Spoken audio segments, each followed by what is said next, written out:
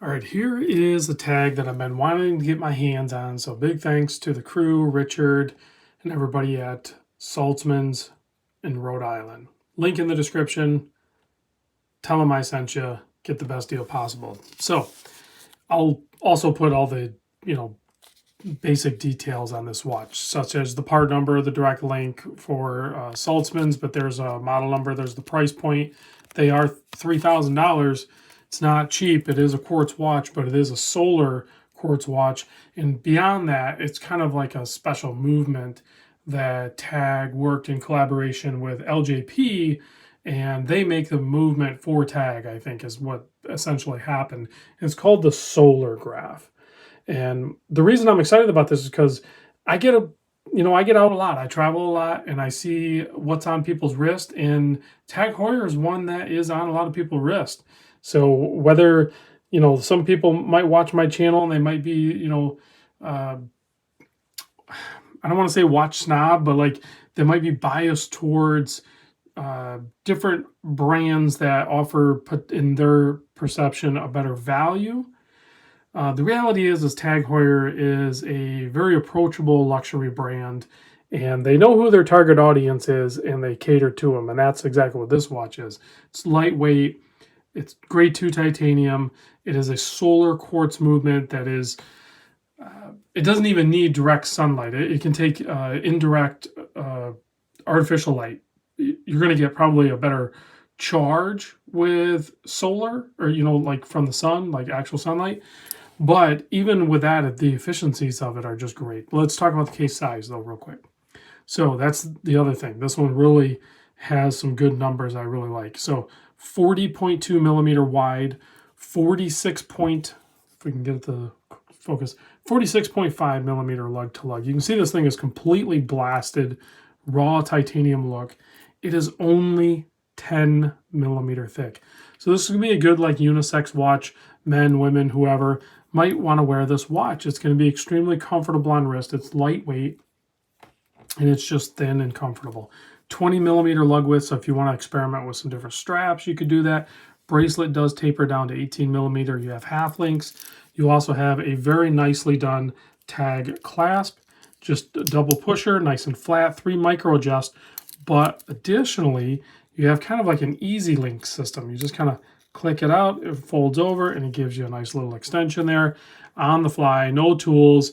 So if you're in a climate where your wrist swells up, then you have that quick option, and it's still going to be comfortable on wrist.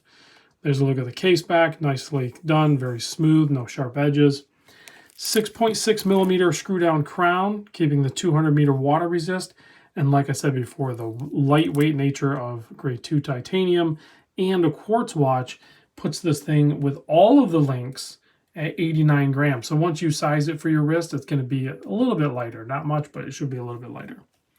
So we can, well, we're already zoomed in, but we can take a closer look there, hopefully at that dial.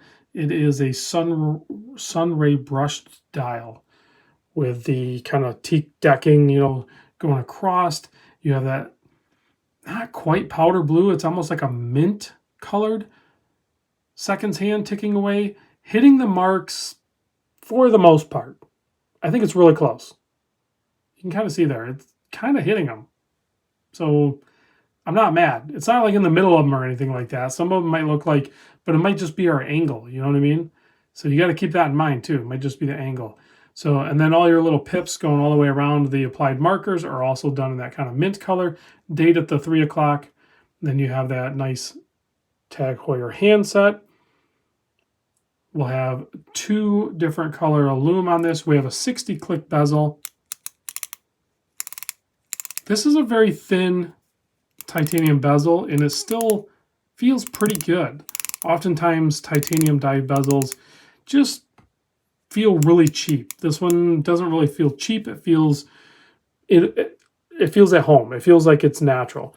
Really nice to operate this crown, plenty of traction, easy to use. And I've noticed on all of these current tags that I've been checking, they're like super robust. Absolutely no crown wobble.